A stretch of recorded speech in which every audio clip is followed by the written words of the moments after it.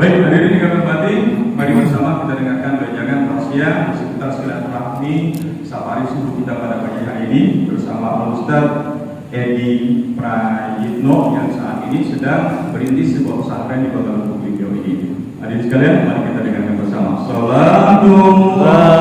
Salamullah ala Rasulillah, salatullah salamullah ala Yasin. Baik, kepada Ustaz Edi, boleh di podium, boleh juga di terserah.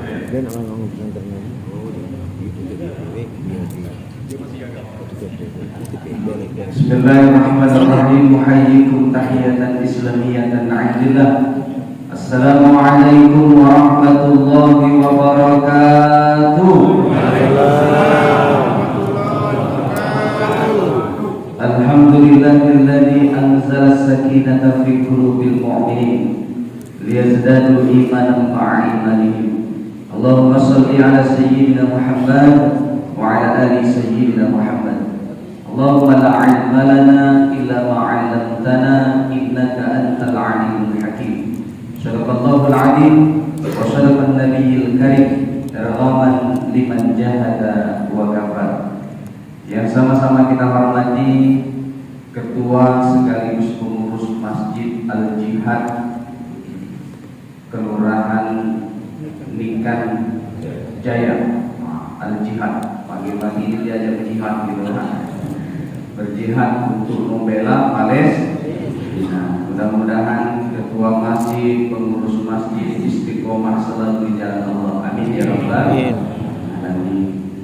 Jadi pengurus masjid ini kati gajinya banyak, susahnya banyak, disuuzoninya itu banyak. Maka harus nak kuat-kuatnya Pak Dr. Nawawi. Kadang-kadang ketua masjid yang biasanya naik mobil Avanza lagi keras yang baru ini mulai akhir masjid itu. Maka nak banyak sabar, nak banyak tabah. Apalagi bendahara GPSS banyaklah nombok daripada disuudoni. Yang sama-sama kita hormati Ketua GPSS beserta seluruh pengurusnya, beserta seluruh anggota GPSS Gerakan Pejuang Safari Subuh. Kalau saya nyebutnya Gerakan Pengajak Selamat Sampai ke Surga. Masya Allah, ini luar biasa. Yang tak dapat kami sebutkan satu persatu, mohon maaf. Banyaknya tokoh-tokoh, ayahanda kami Pak Haji Asri, ayahanda kami Bapak Zainal Abidin Kadakati Karajaya, Kadakati beliau. Karajaya pada teman banyak ini Pak Haji insyaallah saya bisa disebutkan satu persatu dengan tidak mengurangi rasa hormat dan takdim kami. Kak Bambang dan juga MC kita, insyaallah kalau kami tadi naik ke Batam, beliau ini MC luar biasa. Pokoknya setiap Sabtu Minggu itu full jadwal beliau. Kadang di gedung STKIP, kadang di hotel, kadang-kadang sampai ke luar negeri. Kalau ada yang undang.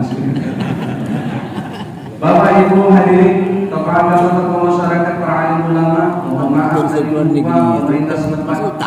Mungkin hadir di tengah-tengah kita Bapak Camat, Bapak Lurah, anggota DPR, Bapak Ibu hadirin jamaah sholat subuh, insyaallah kita semua diselamatkan oleh Allah dunia dan akhirat. Amin ya rabbal alamin. Dan mudah-mudahan kita semua tergolong orang-orang yang selalu bersyukur dengan Allah. Banyak mengucap alhamdulillah ya Allah, sampai detik ini Engkau masih kasih nikmat sehat dengan kami. Walaupun kadang-kadang umur tua, pinggang mentah, asam urat kamu, rematik encok, mulai berdenyut-denyut, tapi kita masih berusaha datang ke masjid untuk sholat subuh berjamaah. Ini nikmat terbesar yang Allah kasih. Banyak ada yang terbungkuk-bungkuk datang ke masjid kan. Ketika sujud, nak bangun dari sujud itu nak nunggu, nak pas yang pinggang. Nah, alhamdulillah. Dari rukuk, nak bangun dari rukuk, oh ya Allah, berat yang perjuangan luar biasa. Dan mudah-mudahan itu menambah pahala kita. Amin ya Allah. Man sholat subha fi jama'atin, Siapa yang sholat subuh berjamaah karena fi dhimmatillah, maka dia dalam perlindungan Allah Subhanahu wa taala. Ustaz ini bohong. Ngotot Ustaz. Kemarin ada orang sholat subuh dari masjid keluar ditabrak taksi. Mati gitu Ustaz. Puji Ustaz, kalau sholat subuh berjamaah selamat. Mungkin kalau kita lihat dari kacamata kita manusia, mungkin dia tidak selamat. Tapi tak boleh kita manusia melihat hanya dari kacamata kita manusia, tapi juga harus dilihat dari hikmah dan kacamata takdir dari Allah Subhanahu wa taala. Bisa jadi kalau dia ini tadi umurnya panjang, ya, kalau dia ini tadi masih hidup, yang tadinya dia ini tadi letaubat, baca apa? Baca mencap pulau dia tadi mah. Karena manusia ini animan ya sih, yang musiman manusia ini kadang naik, kadang turun. Ada mantan preman tobat masuk surga, ada mantan kiai, nah ini paling tak lemah. Bukan aku mau cakap abang gitu maksudnya. Contoh, ada yang mantan kiai hidup baik, akhirnya nauzubillah meninggal dalam keadaan syukur dan kita selalu berdoa kepada Allah, mudah-mudahan dihidupkan dalam keadaan yang baik, amin, dimatikan dalam keadaan yang baik. GPSS ini luar biasa. Dari GPSS ini banyak dakwah yang kami petik, banyak hikmah yang kami ambil. Apa salah satunya? GPSS ini selain ngajak untuk mencegah dari perbuatan buruk, perbuatan jahat. Karena kok malu. Asal tengok contoh kira-kira mulai nak kuat maksiat, ada yang nak pegang minum. Anggota GPSS tidak jadi dia megang. Iya baru nak pegang baik itu kan, baru nak pegang. Maka luar biasa, semakin banyak teman, semakin banyak yang mengingatkan kita dalam kebaikan. Betul lagi kira-kira. Kita manusia ini Bapak Ibu, Pak Bu, dosa yang besar ini, insya Allah acalah kita hindari. Tidak ya, maling, membunuh, apalagi yang besar berzina, insya Allah bisa. Tapi yang kecil-kecil ini kadang-kadang, betul tak? Dengan adanya GPSS kita saling kenal, mulai. Tak macam, Pak Ketua, pegawai Pak Ketua, ayo anggaran jangan dimaafkan, Pak Ketua GPSS. Jadi, makanya saya ingat sebuah lagu Melayu yang sering, oh ya Allah, sering diputar. Apa? Elo Tuhan bergantung. Ingat bergantung tadi. Ujian sini. Elo Tuhan bergantung, jangan bergantung di dahan rapuh. Elo Tuhan bergantung, jangan bergantung di dahan rapuh. Di dosa besar jangan terjatuh, ulah kerikil banyak yang jatuh. Dosa yang kecil bahayanya yang kecil. Maka dengan adanya persatuan seperti ini, kita saling mengingatkan. Insyaallah. Yang pertama, sholat subuh ini luar biasa. Pahalanya seperti berangkat haji dan umroh. Insyaallah ini saking besar. Manama siapa yang tidur lam yusul, belum sholat, berarti dia dikencingi oleh Allah Taala. Ini jangan disebut ketika duduk di depan rumah tersinggung dia datang ke rumah yang tak sholat. Manama siapa yang tidur, dia belum sholat, berarti telinganya dikencingi oleh setan. Marah dia. Berarti di sini ditulisi WCS. WC setan. Ya Allah ya Allah. Luar biasa. Oleh sebab itu, insya Allah ini hal baik yang harus diistiqomahi. Ini hal baik yang harus selalu dilakukan. GPS mengajak kepada kita untuk menjadi pribadi yang lebih baik daripada kita yang kemarin. Bukan lebih baik dari orang lain. Jadi manusia yang terbaik itu adalah manusia yang bisa lebih baik dari dirinya kemarin. Jangan membandingkan dirimu dengan orang lain, tapi boleh fastabiqul khairat, berlomba-lomba dalam kebaikan. Man kana yawmuhu khairan min amsihi, barang siapa yang hari ini lebih baik daripada hari kemarin, fahuwa rabi, dia adalah orang-orang yang beruntung. Wa man kana yawmuhu misla amsihi fahuwa Maqbul, barang siapa yang hari ini sama dengan hari kemarin, dia orang yang merugi. Wa man kana yawmu syarrun min amsihi fa huwa mal'un, barang siapa yang hari ini lebih buruk dari hari kemarin, dia adalah orang-orang yang celaka dan terlaknat. Alhamdulillah. Maka kita harus bermotivasi menjadi diri kita yang lebih baik dari hari kita sebelumnya.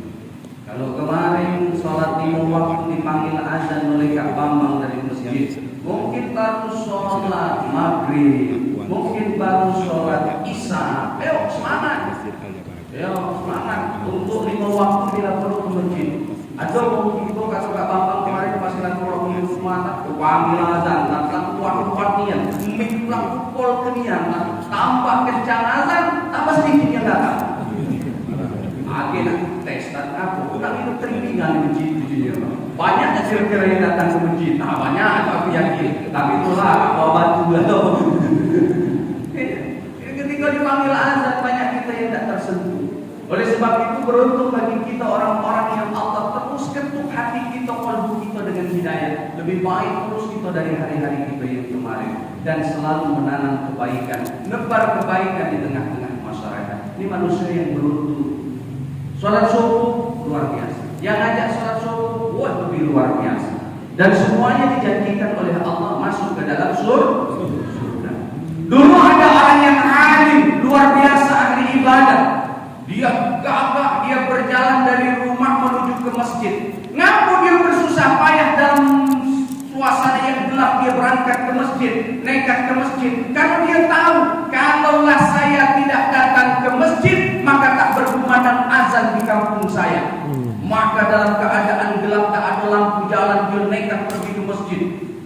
Tapi ketika sampai di simpang 3, seakan-akan dia ada yang jula, terpleset, dia jatuh ke kubangan lumpur, kotor kalau bajunya.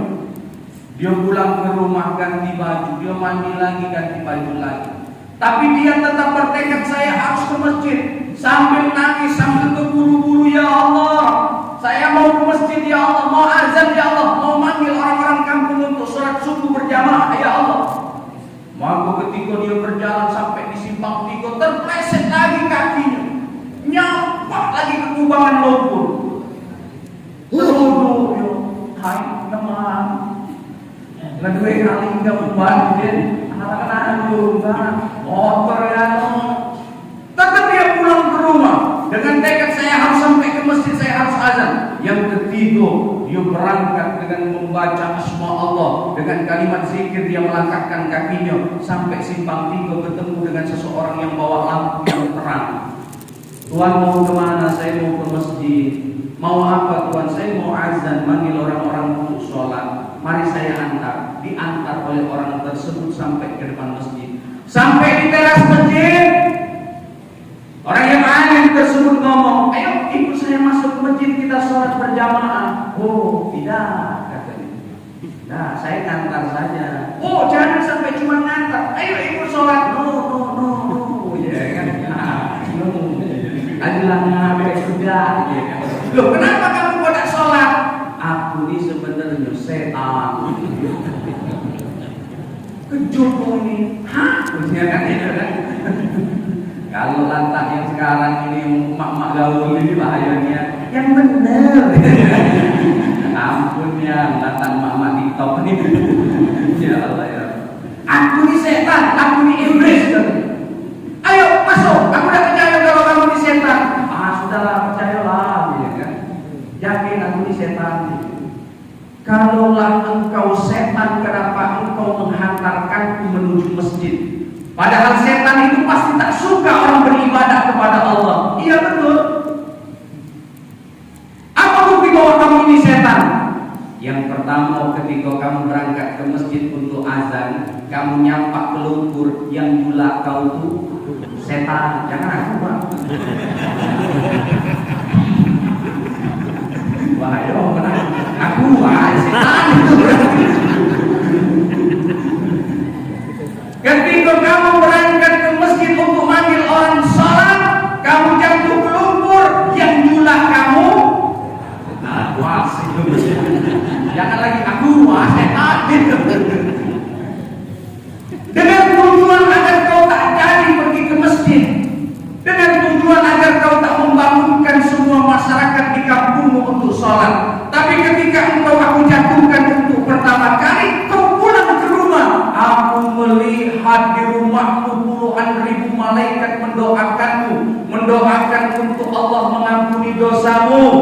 mengampuni dosa anak istrimu, mengampuni dosa orang tuamu di saat engkau punya niat, punya jihad untuk kembali datang ke masjid.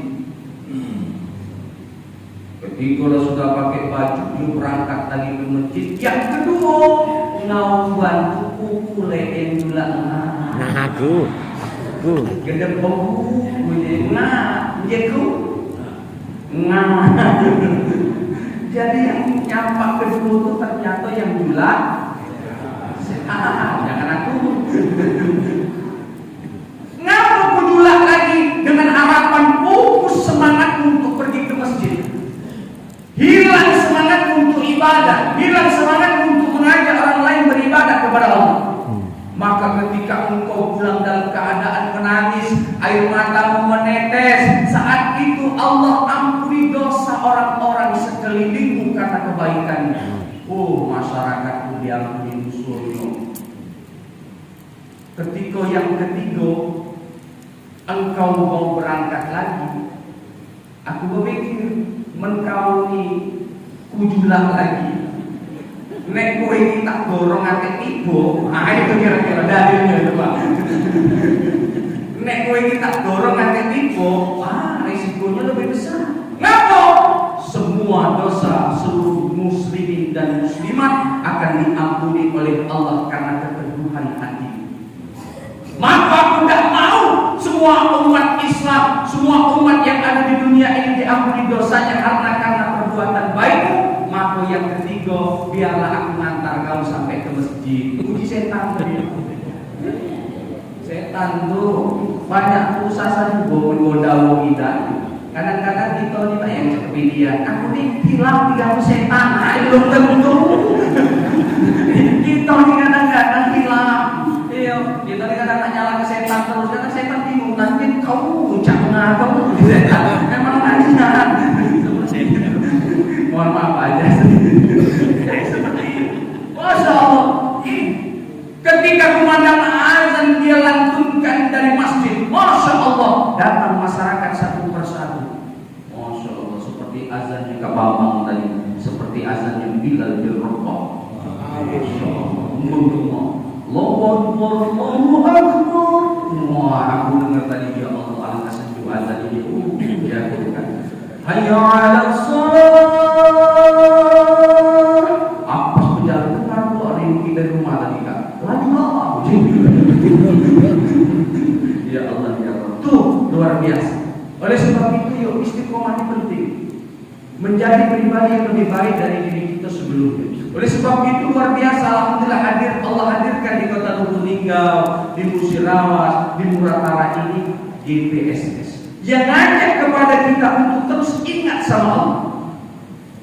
Begitu banyak ketika ada gerakan ini mau ada safari kemana, ke masjid jihad, ke masjid-masjid yang lain. Saya lihat ketika dibuat list donatur berbondong-bondong, ribut orang-orang yang siap untuk menyumbang untuk gerakan ini, mentasarufkan hartanya. Dan harta yang hari ini ditasarufkan, harta yang kita sedekahkan, suatu saat nanti akan menjadi catatan di akhir, menjadi amal baik kepada kita.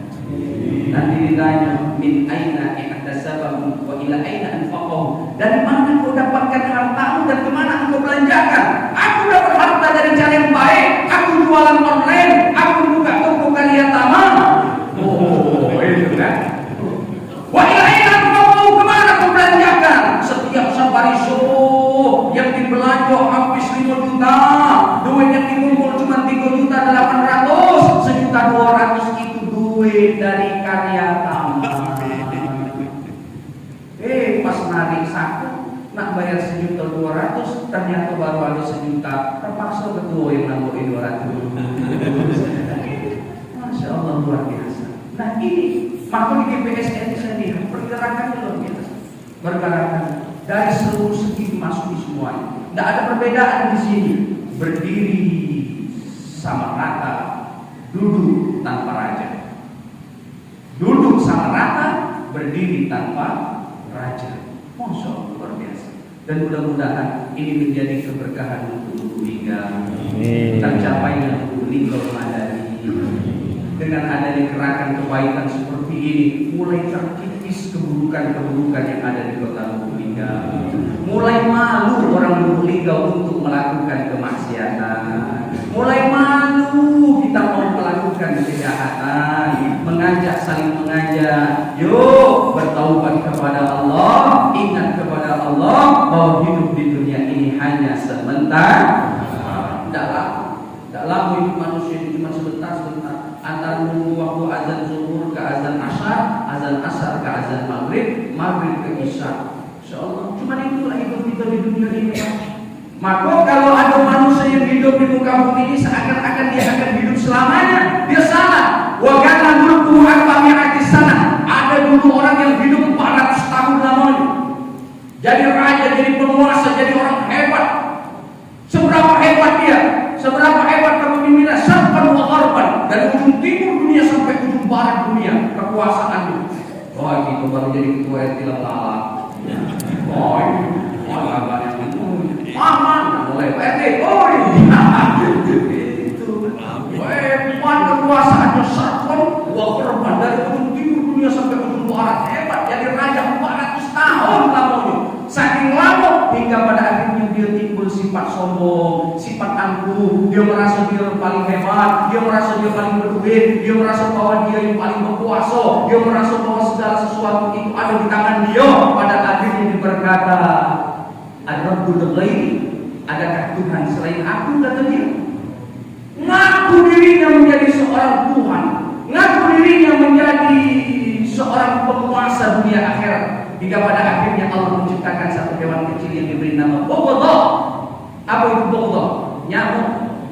Innallaha la yastahi an yadriba masalan ma ba'udatan fama fawqaha. Dalam Al-Qur'an dikisahkan nyamuk terbang masuk ke telinga, masuk ke otak, berdenging-denging, pening palanya ditarik ke dinding, ambil kayu dipukul, stres, akhirnya dia mati gara-gara satu ekor nyamuk. Ingat, uang yang hebat, berkuasa 400 tahun, kekayaan yang banyak, dia memimpin dari syarqan wa gharban, begitu luas kepemimpinannya, mati dengan satu hewan kecil yang diberi namanya manusia ini kecil, manusia ini lemah. Maka jangan pernah menjadi manusia yang merasa tinggi, merasa hebat. Salah, bukan pakaian. Oleh sebab itu mudah-mudahan hari ini kita semua disadarkan oleh Allah. Amin. Diketuk hati kita dengan hidayah, dilembutkan diri kita dengan hidayah, dan saling mengajak, saling menasehati menuju kebaikan, dan mudah-mudahan insyaallah seluruhnya kita dikumpulkan di dalam surga Allah Subhanahu wa taala. Ya Rabbal alamin. Mungkinlah yang dapat kami sampaikan.